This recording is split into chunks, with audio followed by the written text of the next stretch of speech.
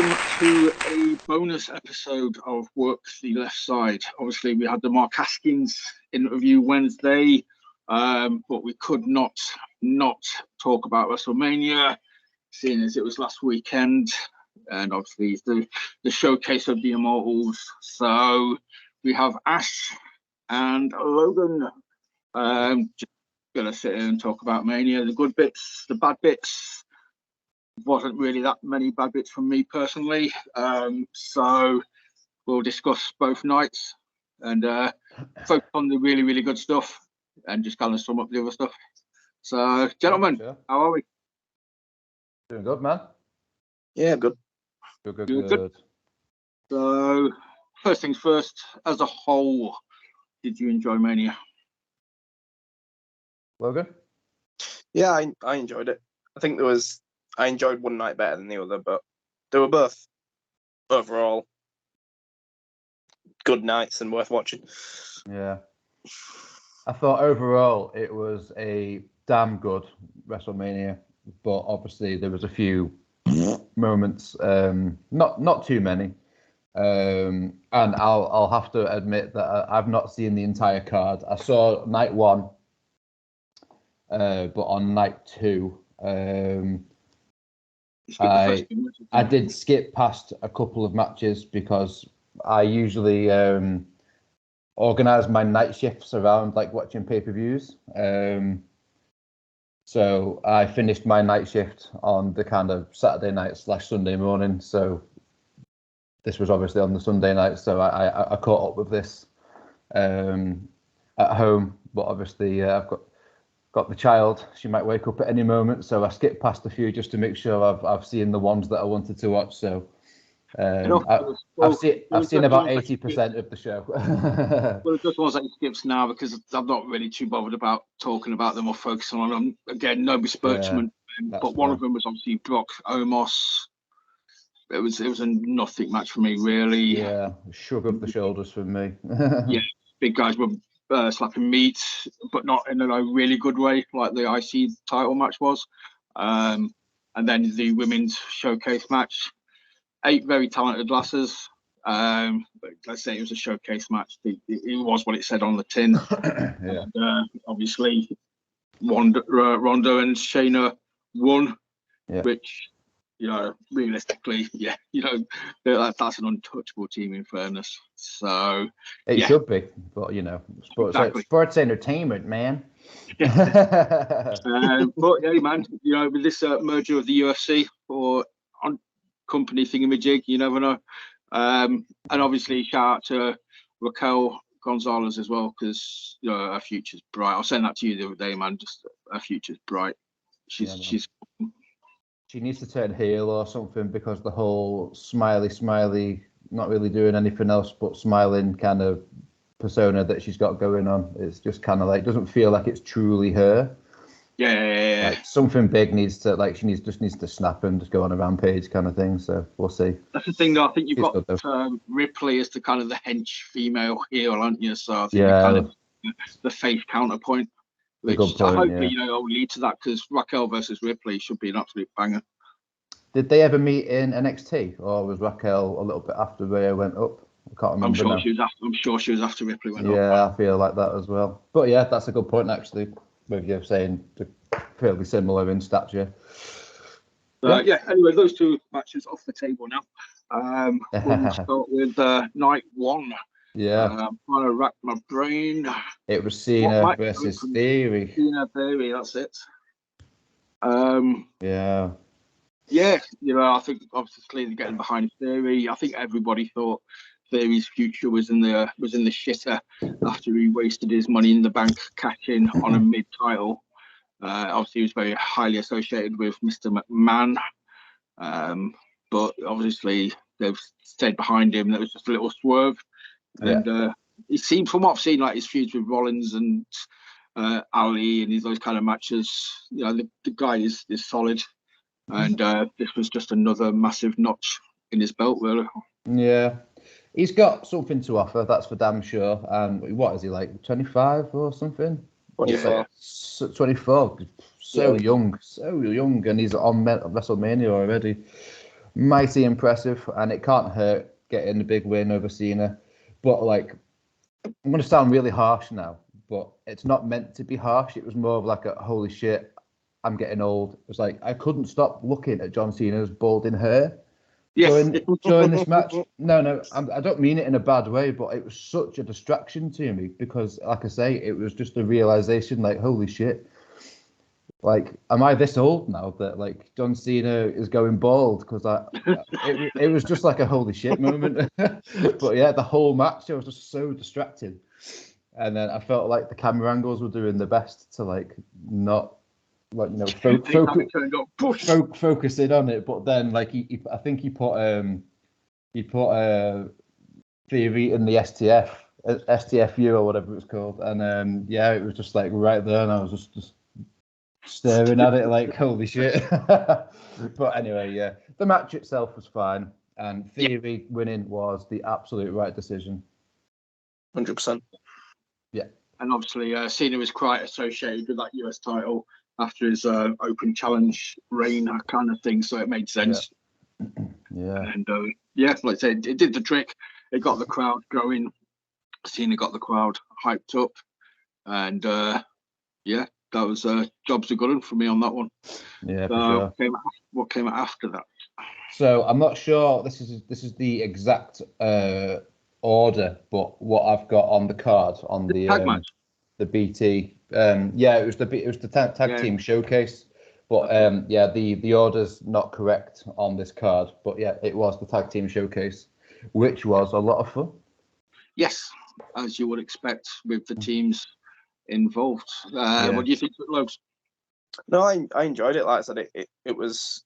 I think it allowed them enough time to showcase all the teams and everyone kind of prove the point and advance storylines that needed to be progressing, and it just ticked all boxes in my opinion. It did everything it needed to, and I was quite pleased with the winners as well. So 10 minutes of fun, and the big was it like a big multi-man kind of suplex in the corner spot? It was the token. It was fucking sick. Multi-man match spots, the Tower of Doom. Yes. Yeah. Still good though. But obviously with the added plus, was it Ricochet that came off the top and did a like crossbody into the suplex kind of thing? So yeah, that was the added twist to the traditional Tower of Doom, shall we say? Yeah. Just had Ricochet doing what Ricochet does.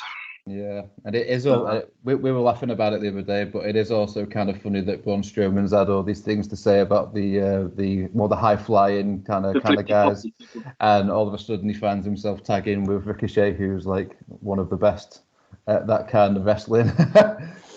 It's just like yeah. So yeah, I kind of sort of said, I said to you the other day, man, I feel bad that Ricochet's having to team up with Braun, given that Braun's just a massive twat. But at least it guarantees Ricochet TV time. So, you know what I mean? Silver linings and all. Ricochet is one of those guys that's been hugely overlooked for the last few years. Very much so, yeah. Very much so. Guy's so talented. So I'm going to say it was I'm going to kind of breeze through some of the earlier matches because obviously there's bigger matches to talk about, which we'll probably spend a lot longer talking about. Was it Seth Rollins, Logan Paul next? I'm not 100% of the order, but let's just talk about it, seeing as you've mentioned it. Yeah, I'm sure it was. It was okay. Like, Seth Rollins is one of the best in the world, in my opinion. Logan Paul is, he is what he is. He's taken to it very well. He's decent. He's decent enough. He's good enough. Like, yeah, he's impressive how quickly he's taken to it. But like, I just wasn't that arsed about this match personally. But yeah. Fair enough. I can't remember. Seth won, right? Yeah. Rightly so. But it's just one thing I find quite amusing with this entire Logan Paul and his wrestling is everyone looks at him like, oh, he's just a YouTube boxer or an influencer. People forget he actually used to wrestle. He actually has wrestling experience. He used to wrestle before he did all that. Yeah, both him and his brother used to wrestle before they did the YouTube and the boxing, and so I think that's why it works so well in being in WWE and doing all these spots with Seth and Roman. he can actually pull it off better than most of the up and comers, you know, that have obviously doing it for the first time.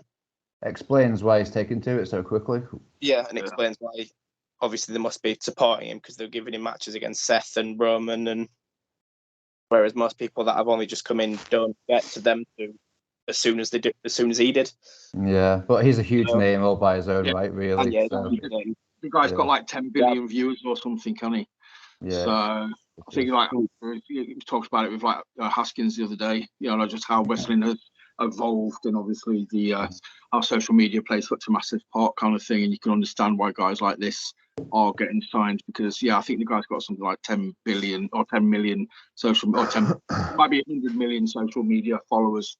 You know what I mean? So even if it's 10% of those, you know, buy WWE merchandise, that pays for his contract alone, kind of thing. So it's the way of the way of the world in entertainment these days. So, and he has taken to it well. Hate the headband, but the guy's a heel, so I don't know if that's just a heel tactic because he looks like a massive twat. And he dresses like a wasp. Yes. And poor R-Truth though, you know, taking that splash off the top through the announcer's table. There was a few good spots in this match, I will say. You know, both guys are very good at doing the spots. Obviously, we saw Logan Paul at the Rumble. He's not scared to take to the air. We saw it at Crown Jewel against Roman. You know, the guy can fly. So it was a solid match, very entertaining. Seth Rollins' entrance was boss. The whole sort of orchestra, you know, the whole conductor leading the audience. That's just, and obviously it was a massive HBK reference for both people in this match. Logan Paul's entrance was obviously HBK related, and obviously Seth's wrestling gear when he came out was a very old school HBK attire. Yeah, minus the hearts. Pink I think both guys will be playing for the title of Mr. WrestleMania. I think that was kind of the underlining story of the match. For me, anyway, that's what I took as a fan. You know, both of them paying homage to HBK. It's like, they both want to be the next Mr. WrestleMania. Yeah. It can only be Seth though out of the two. Logan Paul is not like a proper wrestler, so it's got to be Seth. Seth's great. Seth's so good. So after this, I am racking my brain as to what came next. I think it might have been, was it the women's title match or was it the Mysterio face-off? It was one of the two. It was Mysterio and Dom. Yes. Yeah. Dom's entrance was awesome. Yeah. I love this whole sort of like he's a hardened criminal, you know, when he's only spent like 2 hours in lockup kind of thing.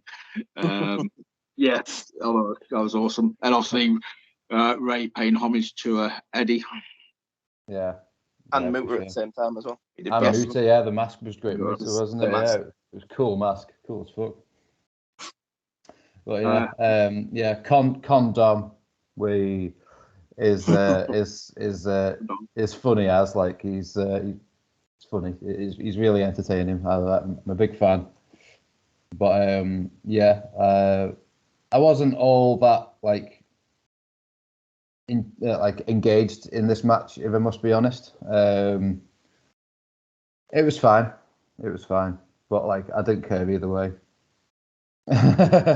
It's one of those ones where obviously Ray got inducted into the Hall of Fame, so you kind of want that happy ending. You know, he beats him, but you know, for the career of Dom going forward, you know, it's exactly what I'm going to say about the Finn Edge match on night 2 when we get to that one. I just think Judgment Day should have been booked a little stronger. I know Ripley won, you know, the title, but I think Dom got a bit of a short-handed in their matches.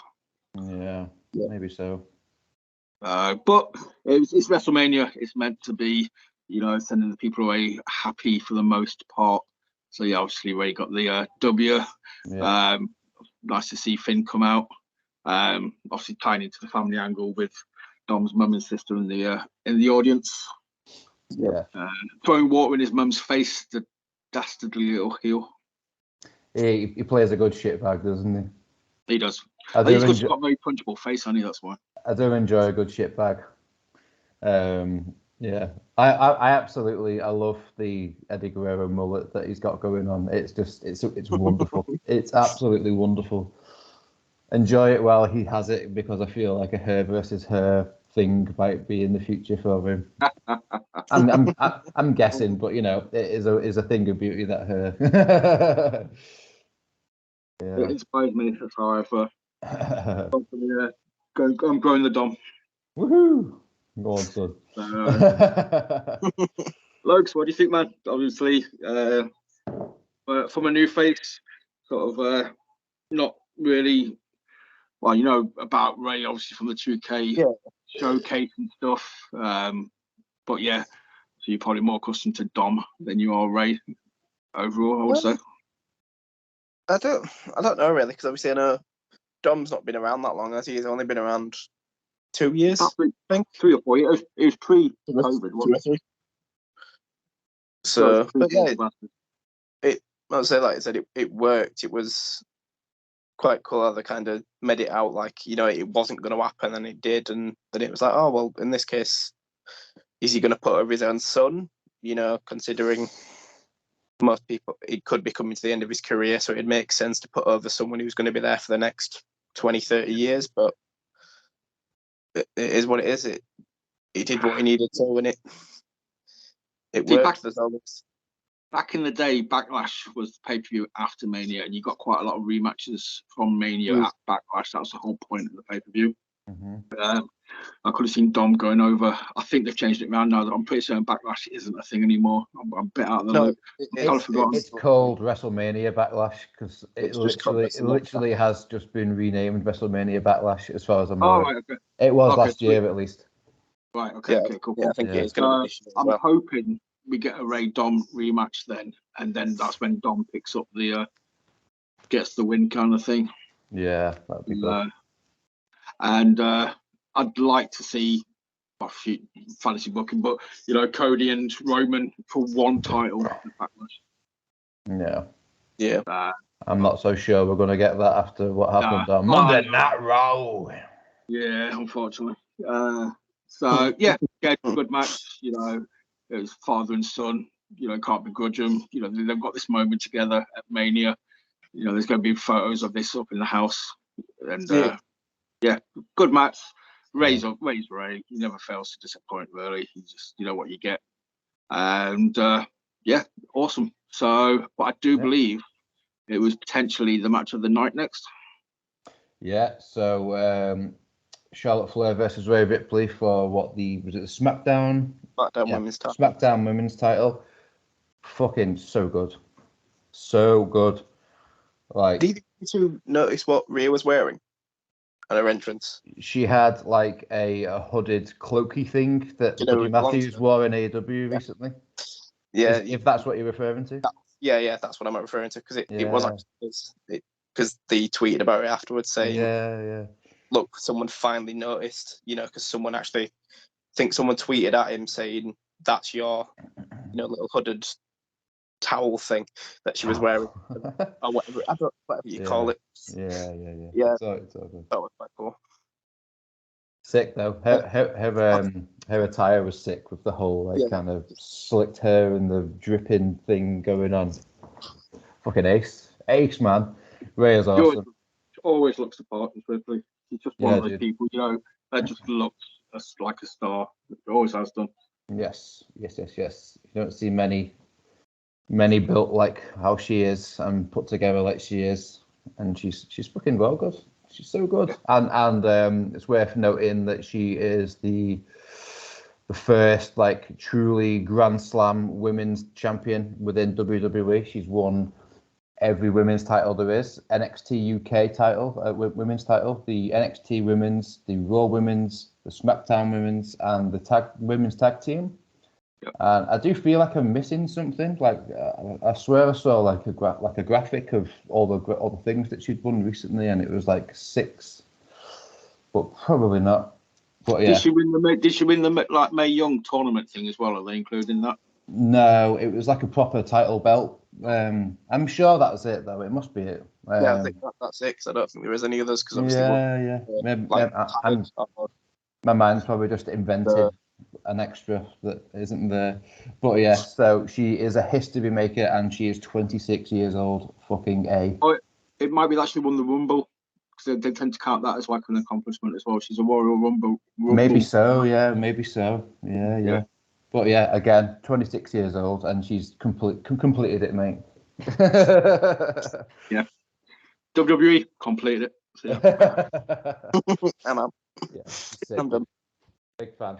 Yeah, shout out to Charlotte Flair as well, because like as much as she might like divide opinion, she is tremendous within the ropes. She just really, really is. It's in her blood, completely.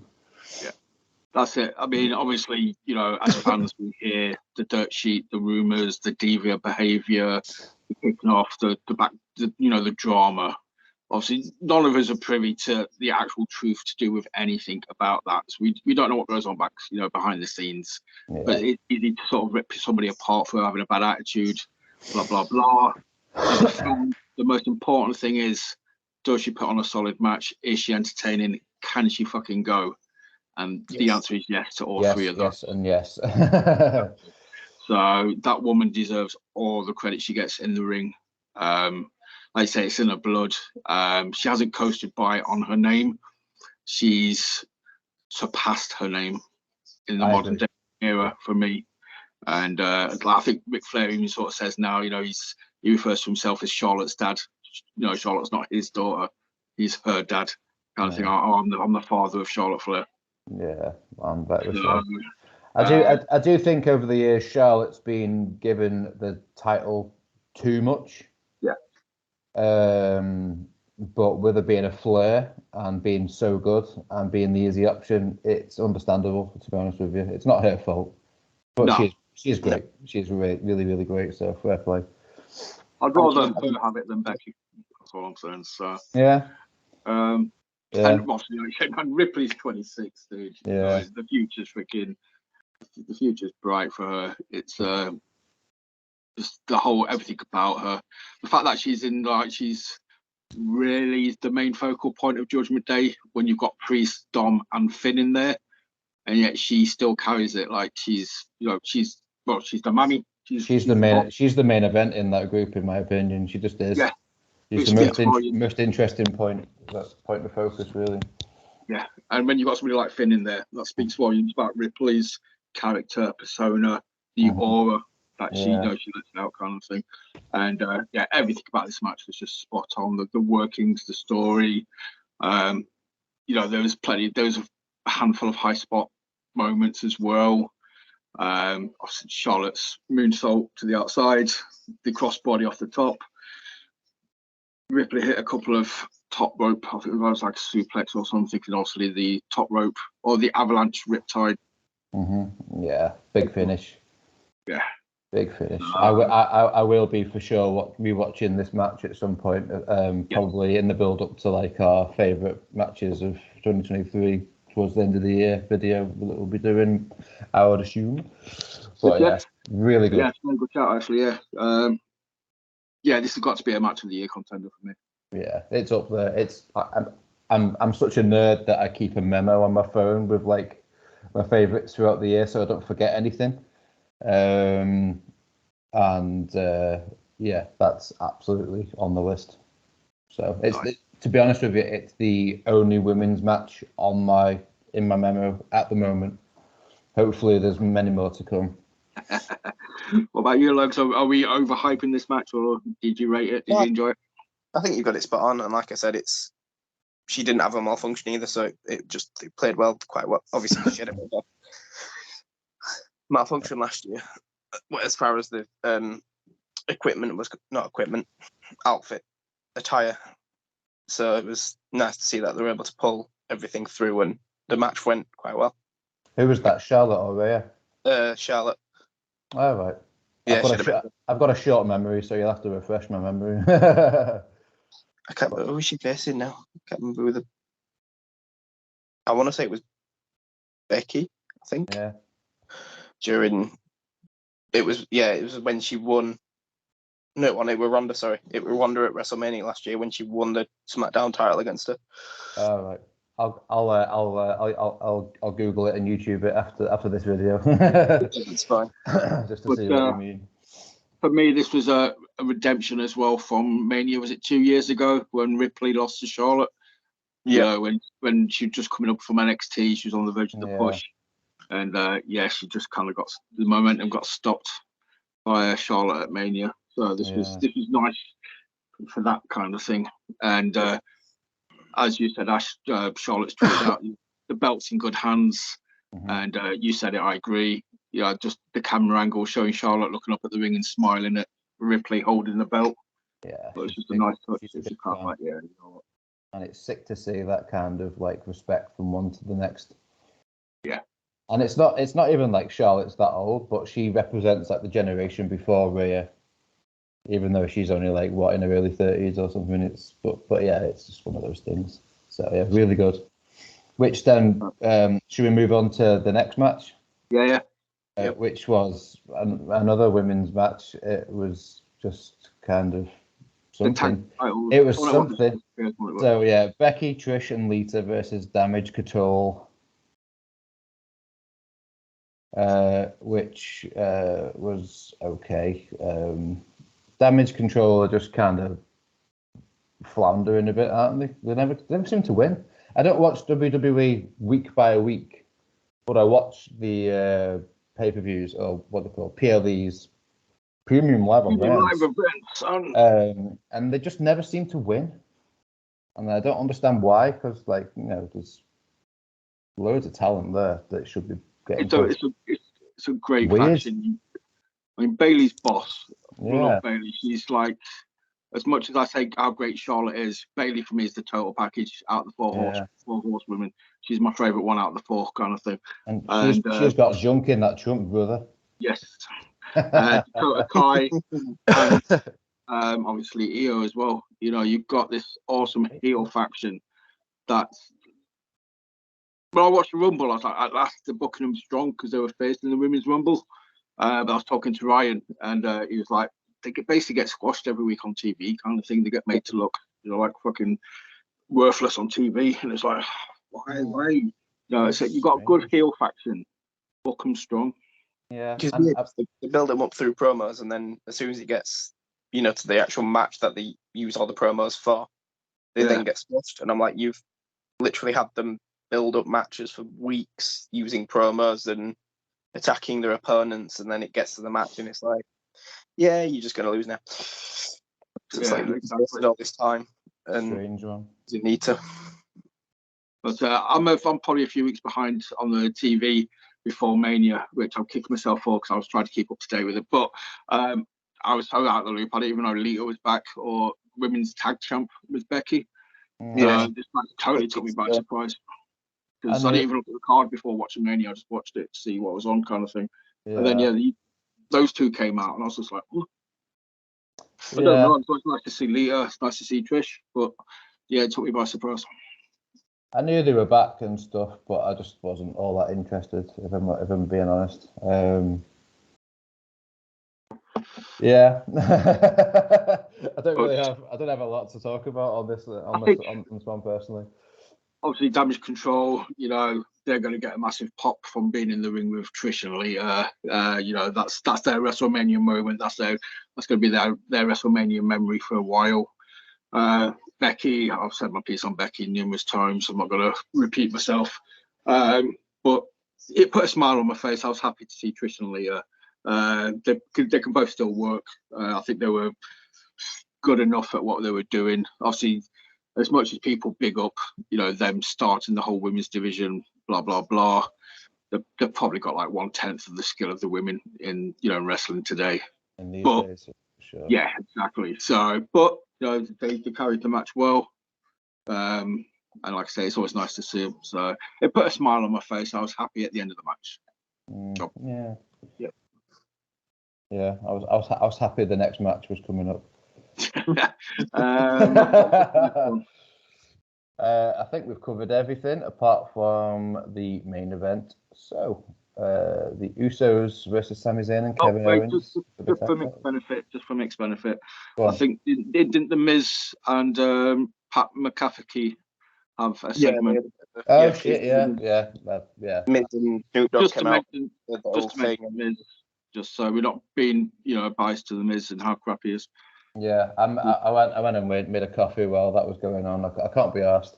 It's the thing about WWE that every time I watch it, I know it's like the big show or whatever. Not him. That this, but like because it's like the show starts and then there's like 10 minutes or 10 minutes plus of just fucking about, singing the national anthem and just video packages and all that stuff. Just fucking start the pay-per-view with a fucking match, will you please? Come on now, seriously. That's the one thing I don't miss about WWE is it's so overproduced and it's just a little much sometimes. But like the match quality is really good, but like everything else is just way OTT. We won't focus too much on the Miz segment tonight. We'll focus more on the night 2 one, and just for the like father like son moment that happens during the Miz segment on night 2. So just to mention, don't make me laugh. The virus security dude turned up and obviously punted Miz in the head. Jobs are good, and some other American sports personality helped him. And as a British fan, I didn't have a Scooby, so it meant shit to me. Absolutely. I went and made a coffee, like I say. Main event, the story angle that we have been predicting since October. But as I said to you the other day, dude, just because something's predictable doesn't mean it's bad. As long as it's done well, this was done very well.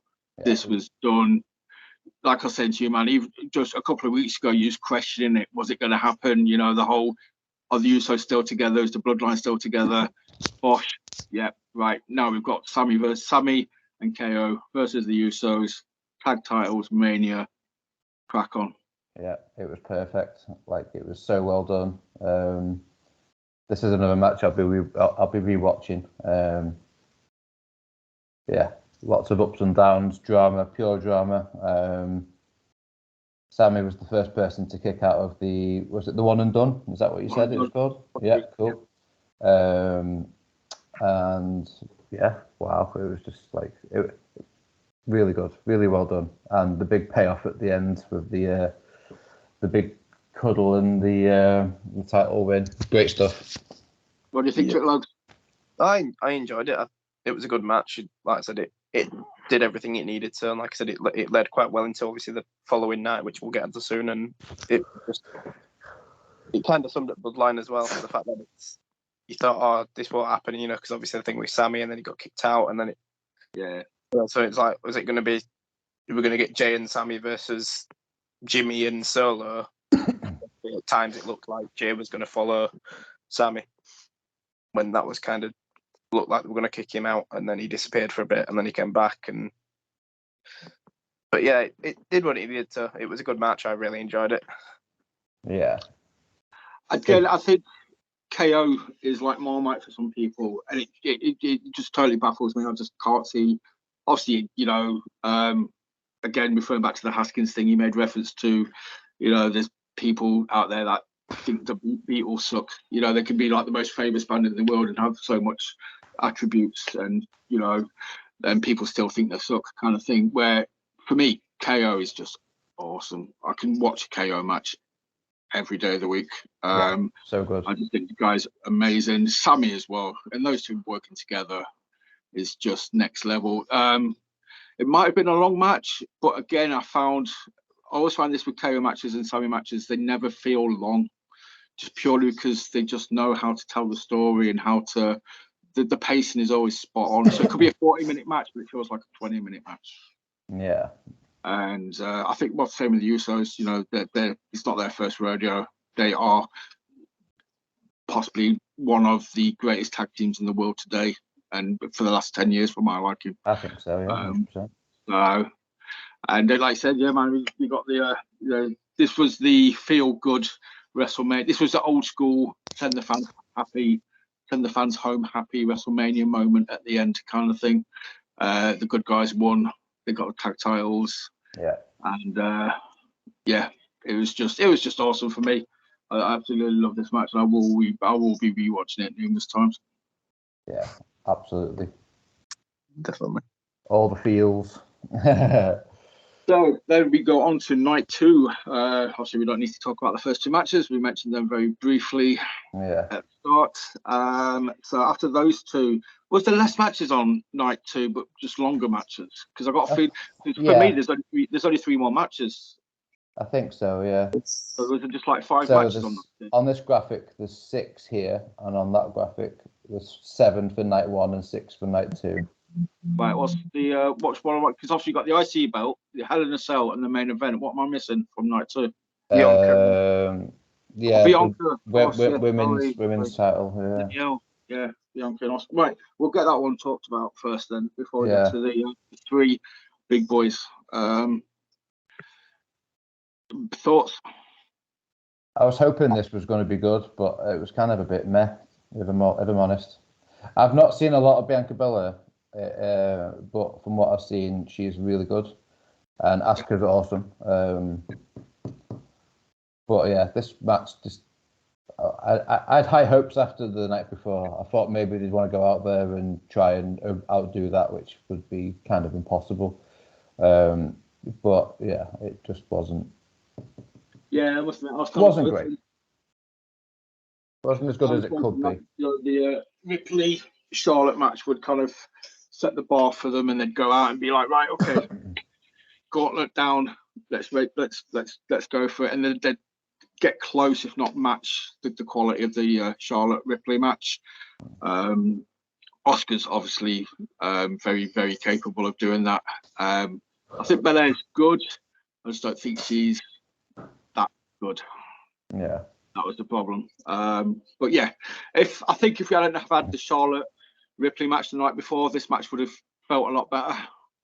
Yeah, I think so. Yeah, they did it the other way around and done Bianca Oscar first night, and then Charlotte and Rhea with the second night. Yes, it probably would have gone down a lot better, especially considering Oscar's character's persona. That's supposed to be like some form of badass, by the sounds of it.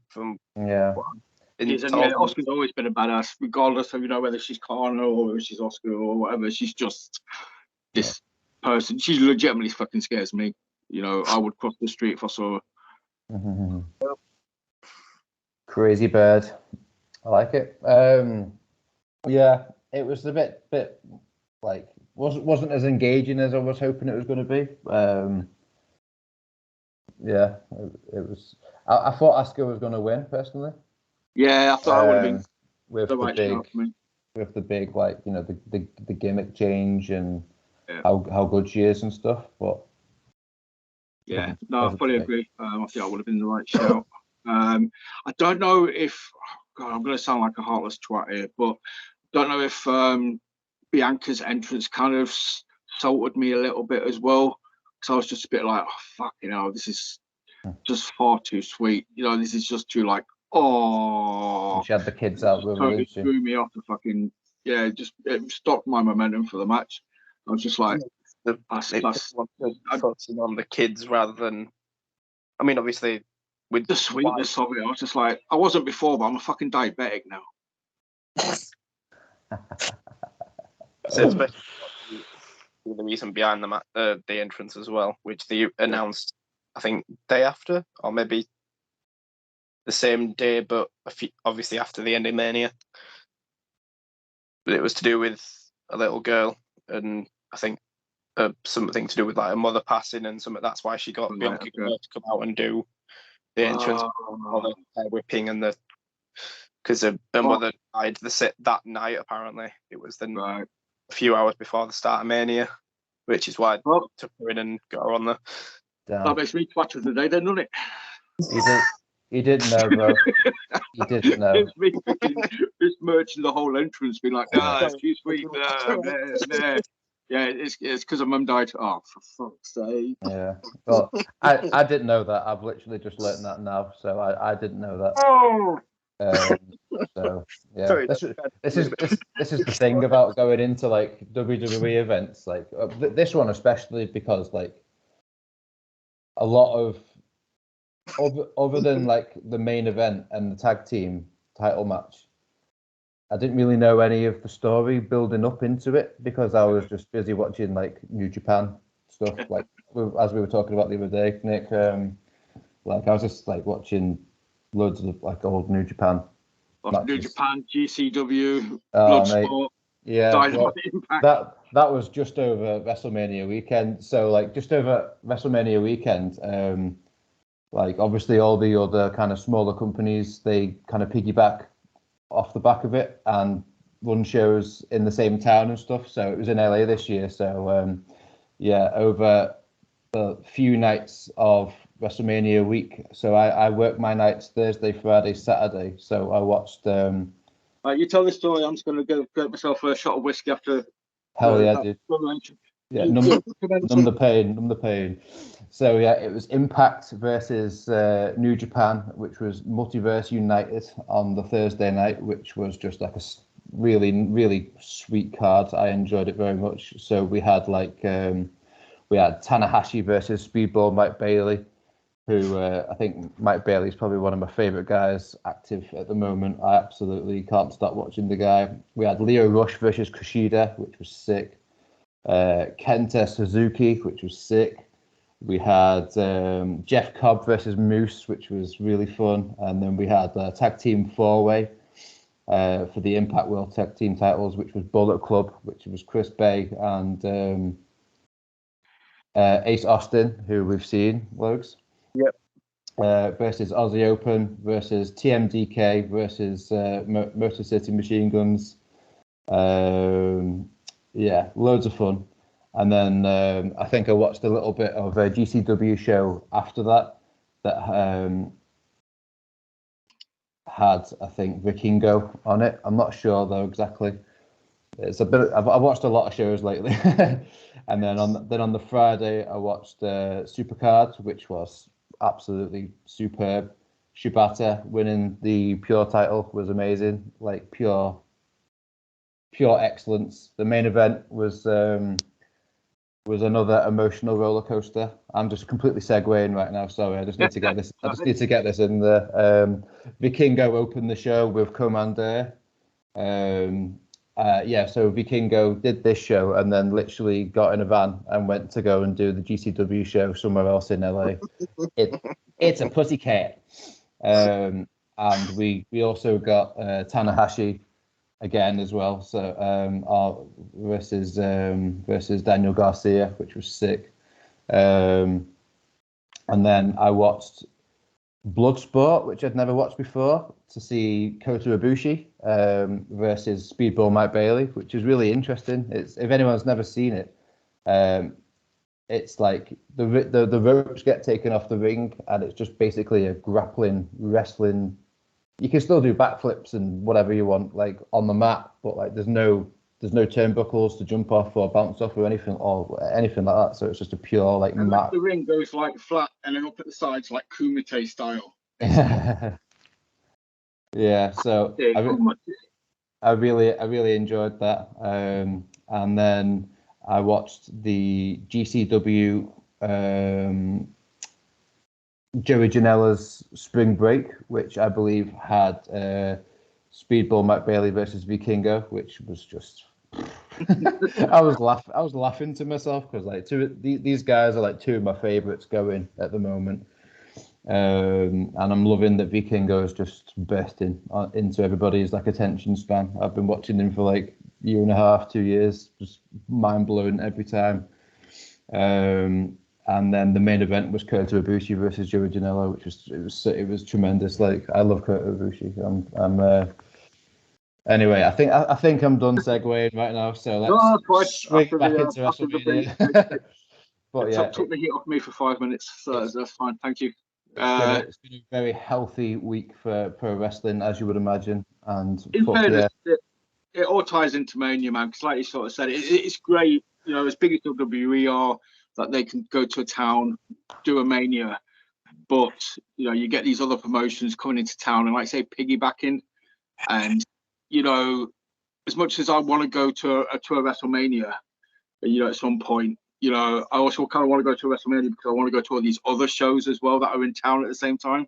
Fuck yeah, dude. And it would just be like wrestling heaven for like, you know, 2 days. It'd be ridiculous. I'd get up in the morning and from about lunchtime, there'd be like shows cracking on. So you could literally go like 12, 13 hours, 2 days in a row, just non-stop wrestling. It'd be freaking mental. It'd be awesome. So good.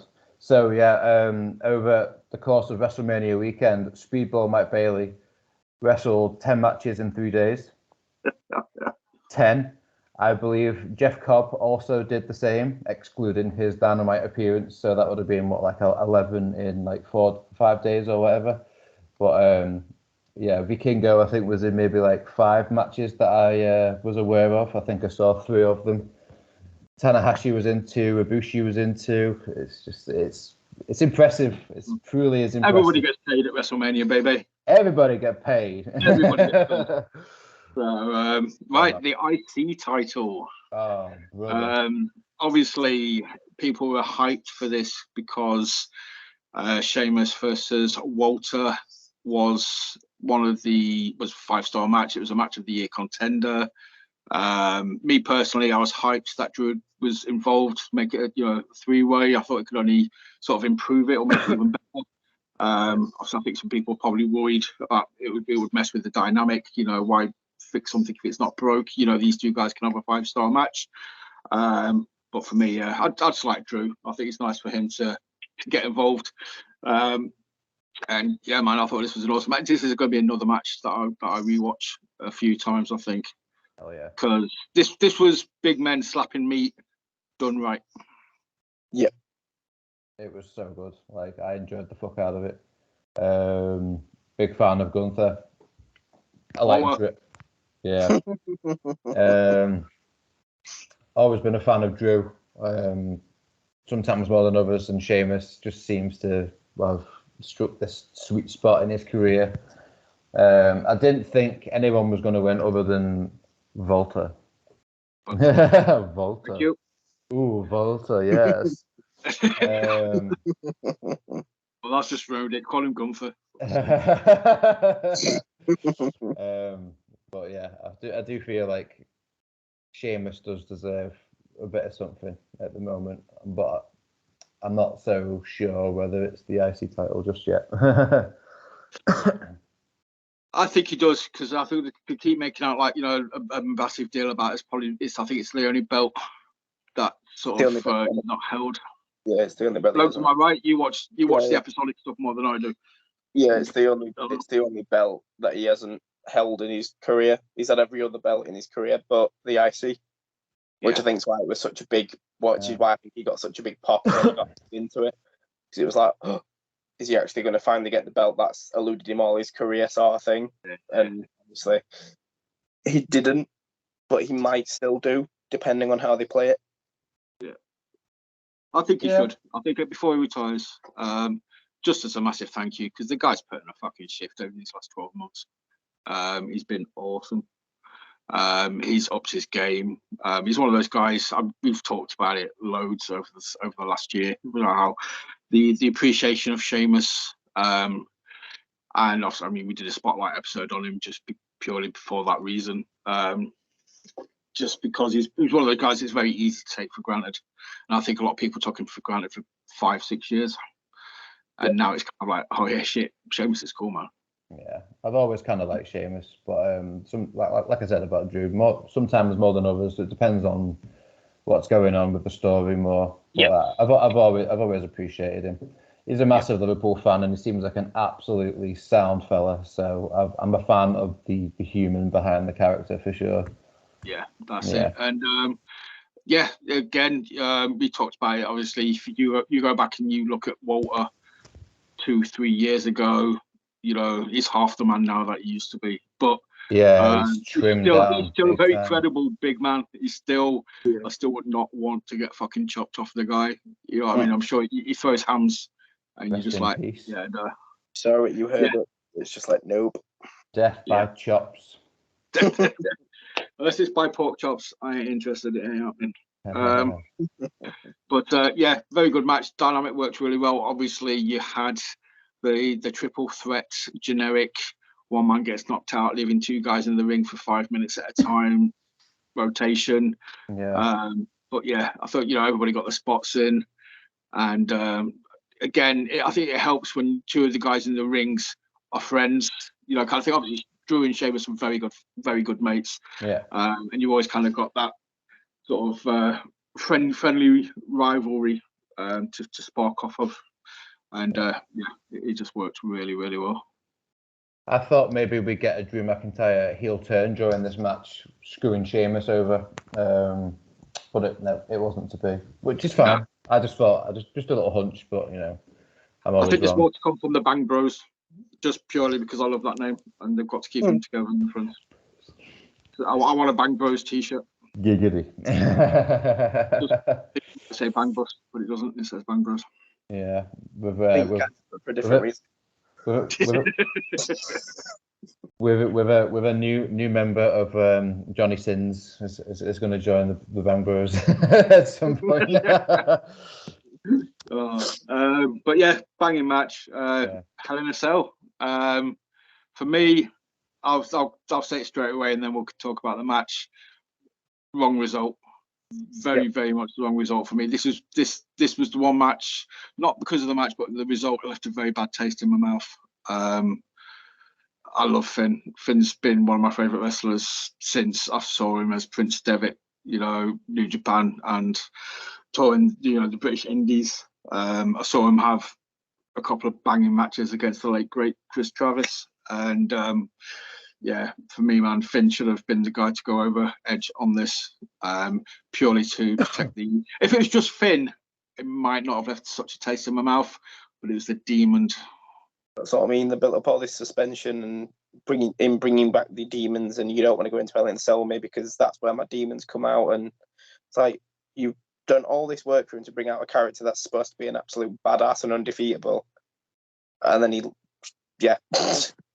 I mean, it wasn't an easy victory, Edge had to take it to the next level, but he's still lost, and it's like, fuck, yeah. Last time we saw the Demon, he got beat by a fucking faulty top rope, and then this time he's lost again, and it's like,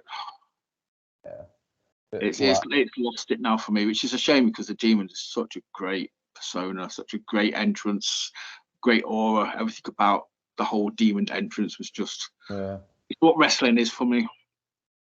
Yeah, theatre.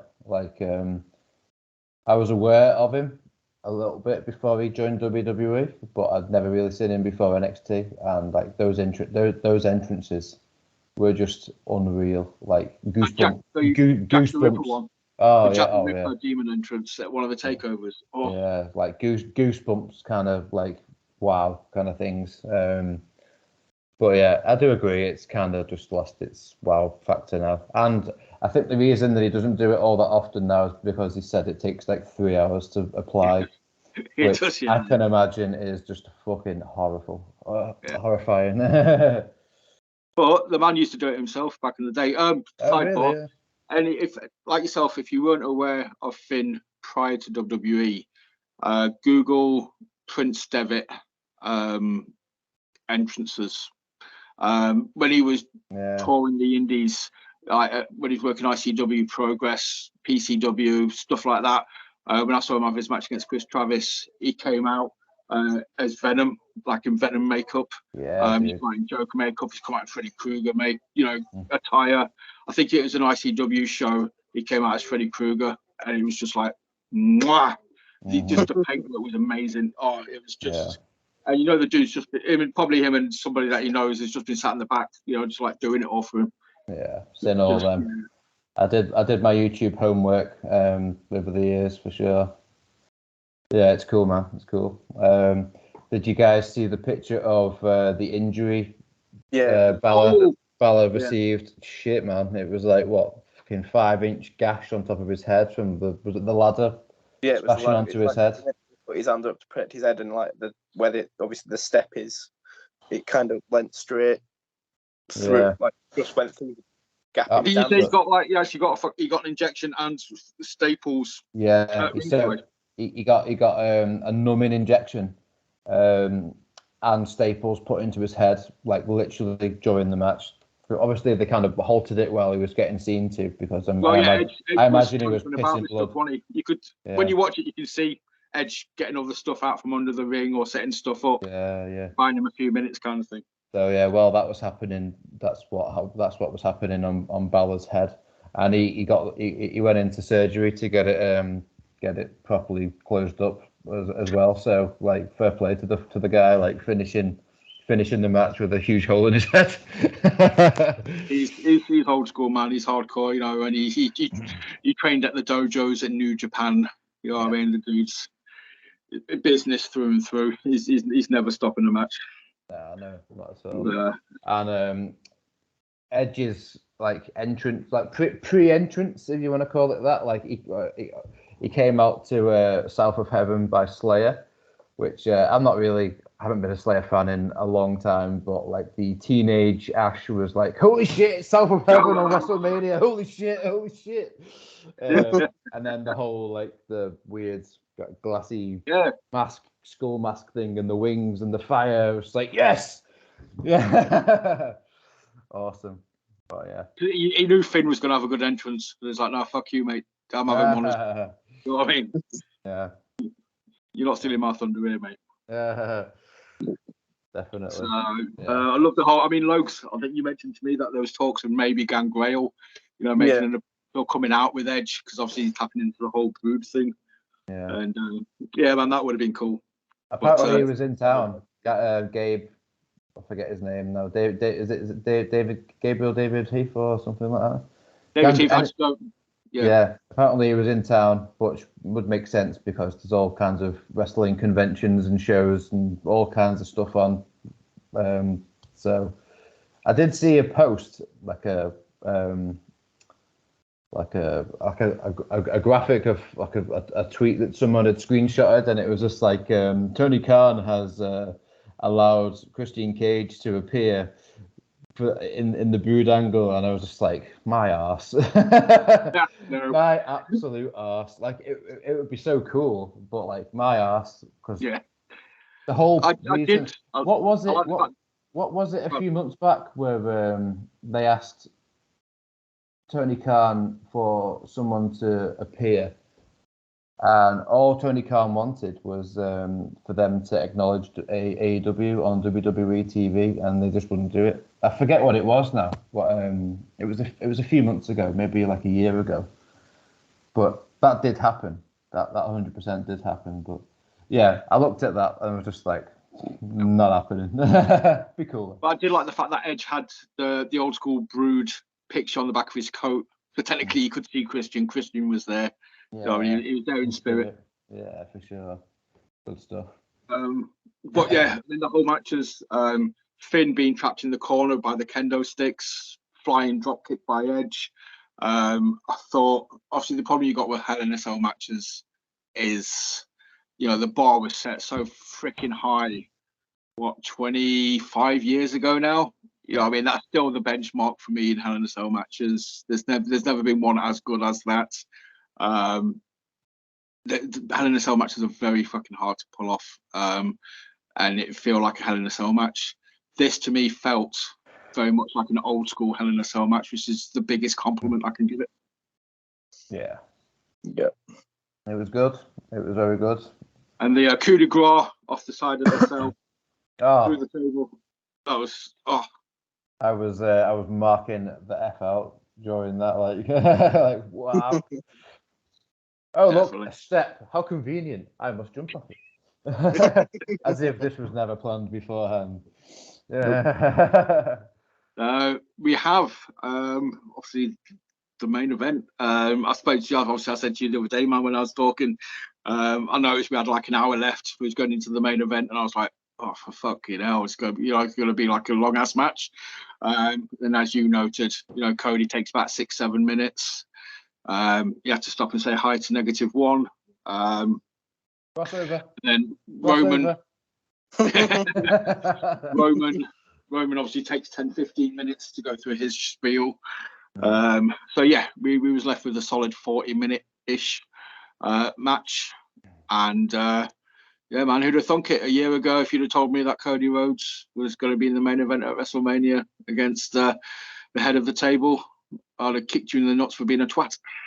It's a funny old business, isn't it? So yeah, I would have thought you'd been mad as well, to be honest with you. But so happy for Cody. Yeah, like I love AEW. We all know that. But seeing Cody presented now compared to what he was presented like in AEW, granted, there's a massive budget difference and all that kind of stuff to consider. Like, obviously, he had his entrance that only he did, but like to see him being presented like the absolute star that he is just, I love it. I really do love it. I'm so happy for him. And to be in a match like this of this magnitude and this like emotional investment that like literally every wrestling fan had. Almost every fan in the world had an investment in this match in one way or other. And he's a great babyface. And the end of this match killed me off, man. Like completely killed. It was a really good match. Like I enjoyed the whole, like the emotional journey. Like the bubbling away of the uncertainty and all that kind of stuff. And Roman is so good. Like he's come on so much since like we was being like basically force fed to us for how many years, and nobody was just like this guy just isn't what we want. And then all of a sudden he's just like he's gone away and he's come back as the absolute finished article in every sense. Great character work, great on the promo, great in the ring, superstar quality. He just looks the bollocks completely. So yeah, fair enough. Yeah, it was a really good match. But yeah, the ending just it was damn, I couldn't believe it. I couldn't believe it. Folks, what's your take on? Did you enjoy obviously the build up to this match, the match itself? Yeah, so I enjoyed the build up and I enjoyed the match itself. I think Ash covered it. The way it ended up, just like they shouldn't have ended like that for me personally. I think it should have, like I said, I was saying to my mate beforehand, it was like if they were, if they did it as like a separate, as it is a separate title rather than it being. I think they used it as like the undisputed universal champ or whatever. If they'd done it, if it would just been for one of the two, I think Cody should have got it. But because they decided to keep the belts together, obviously Roman took it, and I was a bit like, If it had took it like properly, I'd have been all right. But it's just the way you did it, and I was like, really? You've done all this build up and the storyline of obviously bringing Dusty Rhodes into it and saying how I were the son you father always wanted but never got, sort of thing, and then you beat him like that, and I'm just like, no. Why? Don't forget though, Roman is a heel. That's the thing. As much as like everybody appreciates him and stuff, he is an out and out heel, and he will win matches heelishly if needs be. Shenanigans. Yeah. It does feel a little one note because every match just finishes with interference from the bloodline. But then you could apply that to MJF. It's the ring every time, almost every time. The Dynamite Diamond ring. So it's just like shenanigans. Yeah, it's personally what I want. I mean, I'll say to you, hopefully, you know what I mean? If you don't, I would be quite happy not to get a rematch between Cody and Roman, but I would like to see a 3-man tag where I'd like to see Cody, Sammy, and KO versus Roman and the Usos at Backlash. Yeah, that'd be cool. That to me, because I'll say to you, Ash, the other day, man, just Cody, Sammy, and KO working together is like an AEW faction. Yeah, feels like that's not an AEW kind of thing. You know, it's like the independent Dream Boys. Yeah, you know what I mean? Sure. Like the legends of independent wrestling, and now working together for like the corporate monster kind of thing. Yeah. But whenever I see those three guys together, it just makes me smile. It just makes me think, like it's ridiculous, just how well these three guys have done for themselves.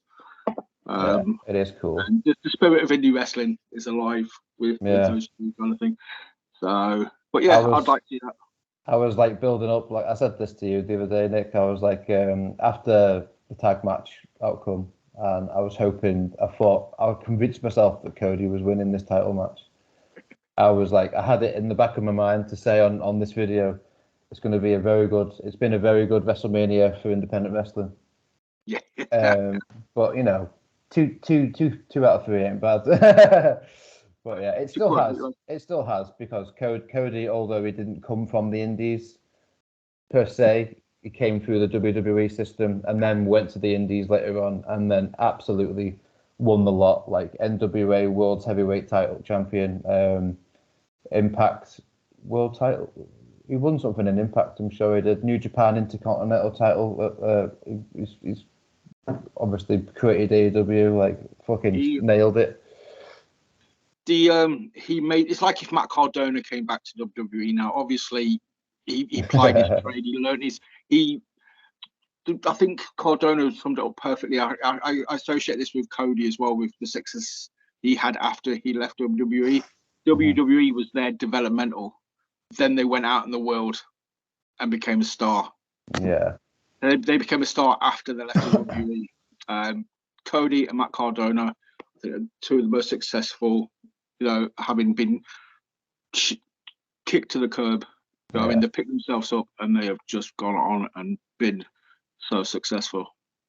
Matt Cardona on the Indies is an absolute gift. Yeah.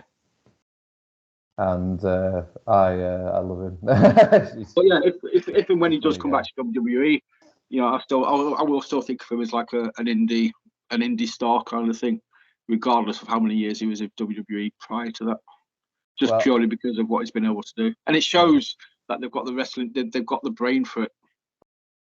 Yeah, I love at the moment he's like, because he calls himself the indie god because he's like won titles in like 8, 9, 10 different promotions on the indies. He's like started dressing like Indiana Jones. It's so funny. I think he actually got a tattoo on his neck recently of like a silhouette of like a I think it's like the Zack Ryder skull with the indie hat on with indie god written underneath in the Indiana Jones font writing. Nice. Anyway, it's just definitely. But I do expect him to go back to WWE eventually. Yeah. But no, definitely. Who knows? But yeah, again, it's not going to be a match I watch often on repeat. I generally find myself saying this a lot about Roman matches, but it's not a bad thing. It's wrestling for me. It covers all areas. Roman matches are 5-star story matches for me. You know what I mean? They get me emotionally involved. I sit there and I watch the match. I'm on the edge of my seat, and then the result comes in. I'm like, job's done. I'm not in a rush to rewatch it, but it was a 5-star story match. It just get Cody involved, and it's just it just makes it feel that little bit more. I never thought he was going to win. Unfortunately, I said to you like ages ago, like you just sort of said, if one belt had been on the line, Cody was winning. The fact that both belts were on the line, not a cat in hell's chance. Ash, you made reference to the day. Yeah, they've got that 1,000 days goal in their eyesight. I was going to mention that. Yeah, it's the only reason I can see, because there's nobody unless they turn like Gunther face or whatever, like having like be a tweener character. There's like literally nobody left in the company that's like elite enough, like on the level enough to dethrone Roman. There's just nobody. Absolutely nobody. That's my biggest issue with WWE. I hold my hands up. Obviously, anybody knows me, anybody watches this knows I didn't watch it for like a year. I got sick of the product. I've come back into watching it. Rumble, Elimination Chamber, Mania. Wrestling's improved tenfold. We've got clean finishers. Trips has obviously played a massive part on that.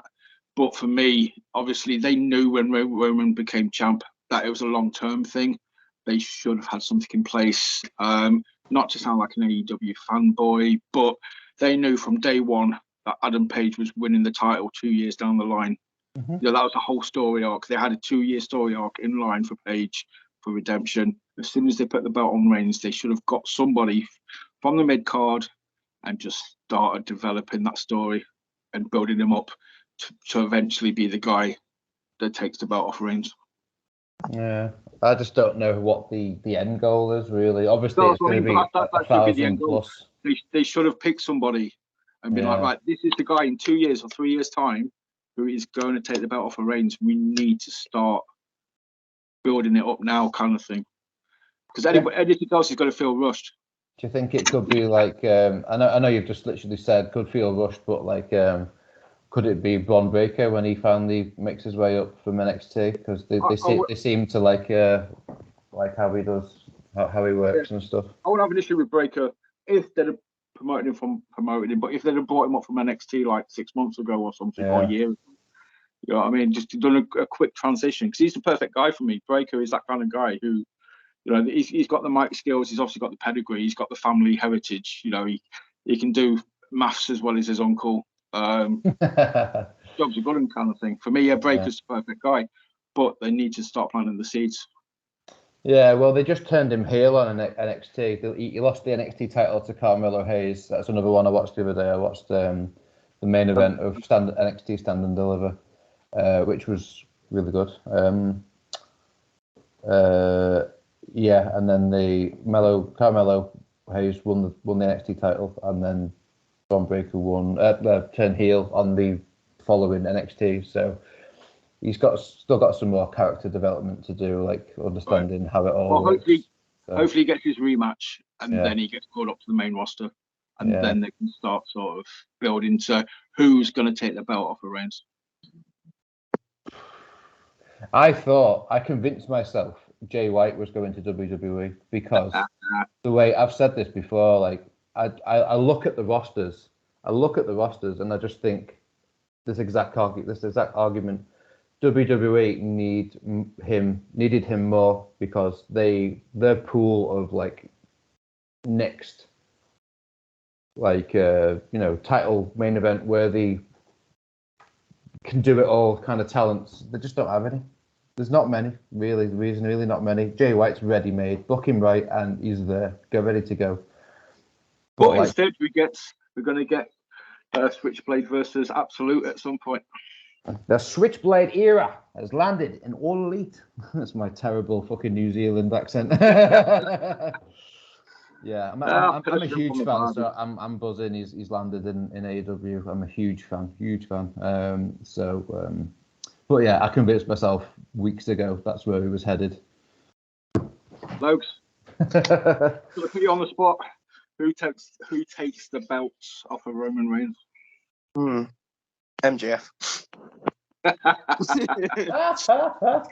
You cheeky boy. You cheeky boy.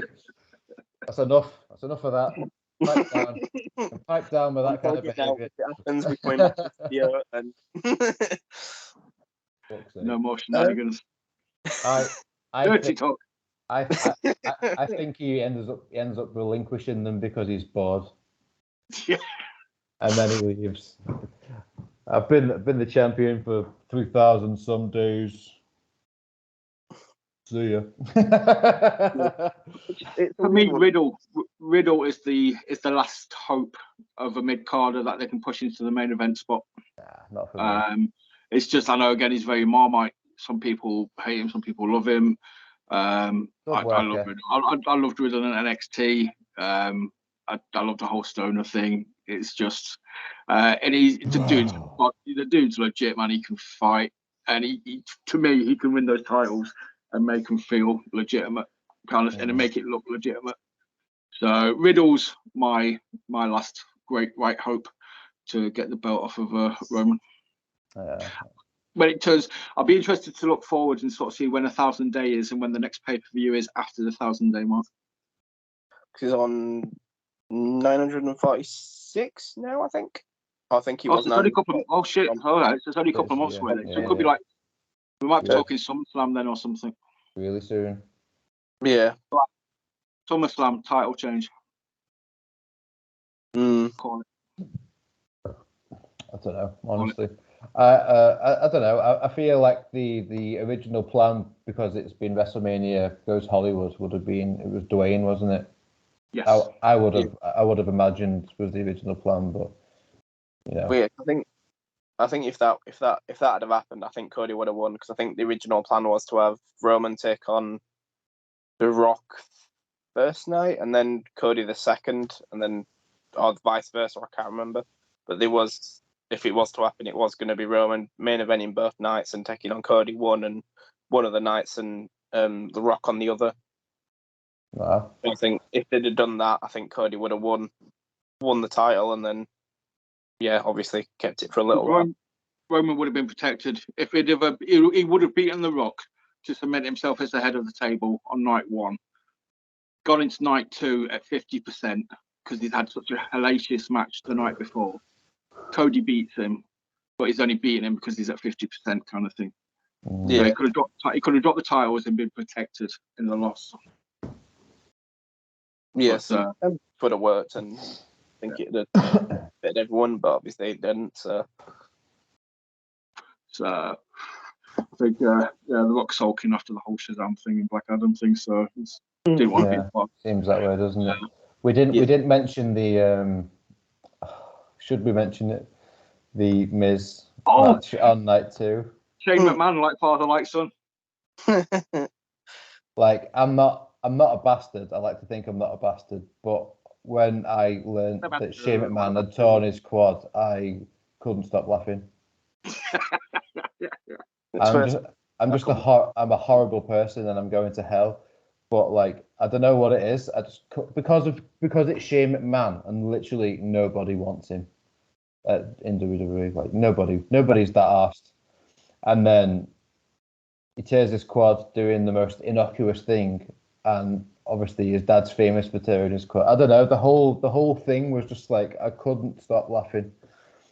And obviously I hope he's okay with and stuff. But like, fucking hell, man! I just couldn't stop laughing, and I'm going again. But yeah, and obviously that led to the referee, telling Snoop Dogg, people's elbow. Yeah, they called it.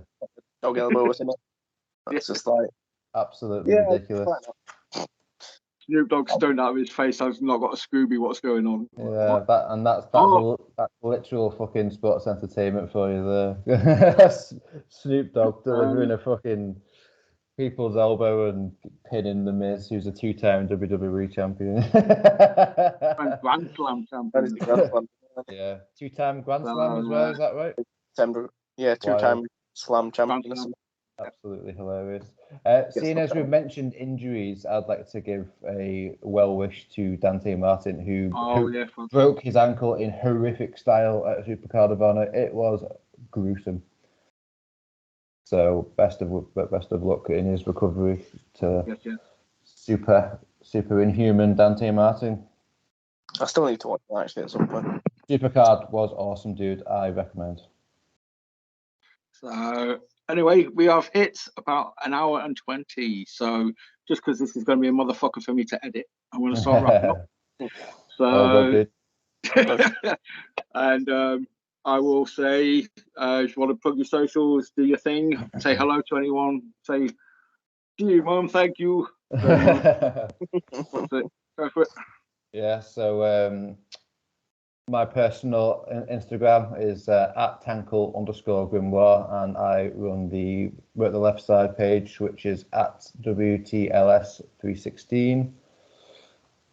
Give us a shout, give us a follow, talk to me. Yeah. I like to talk. Go give us a follow on Instagram, purely because my man's on top of it when it comes to wrestling stories.